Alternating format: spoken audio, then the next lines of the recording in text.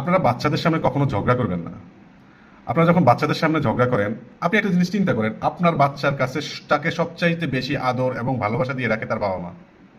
আর সেই বাবা মা যখন ঝগড়া করে, তাদের হিংস্র মনোভাবটা যখন বাচ্চাদের সামনে চলে আসে, তারা হয়তোবা আপনাকে বুঝিয়ে বলতে পারে না কিছু, কিন্তু বিশ্বাস করেন তারা এটাকে খুব বাজেভাবে নেয়, খুবই বাজেভাবে নেয়। আর এখান থেকে তারা আপনাদের প্রতি তাদের একটা দূরত্ব সৃষ্টি হয়, যে দূরত্বটা আপনারা তাদের একটা পর্যায়ে, একটা বয়সের পর্যায়ে যায় বুঝতে পারবেন।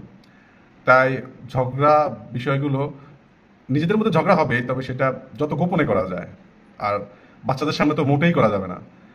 বাচ্চারা হচ্ছে এমন একটা, যেমন আপনি যে পানি যে পাত্রে রাখেন সেই পাত্রের ধারণ, পানি সে ওই রকম ইয়াটাই ধারণ করে।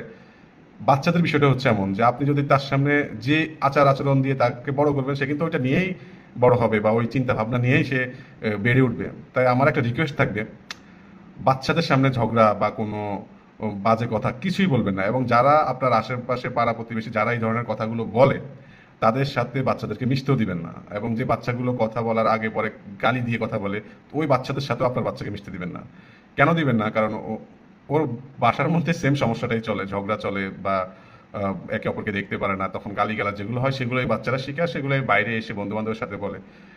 শুনুন, আপনি আপনার বাচ্চাকে যদি মানে সুন্দরভাবে বড় করে তুলতে পারেন, তাহলে আপনি সেখান থেকে ভালো কিছু আশা করতে পারেন। এটাই হচ্ছে আজকে আমার মেসেজ। বিষয়টা সবাই একটু সিরিয়াসলি দেখবেন এবং মানবেন। ভালো থাকবেন, ভালোবাসার মানুষজন। আসসালামু আলাইকুম।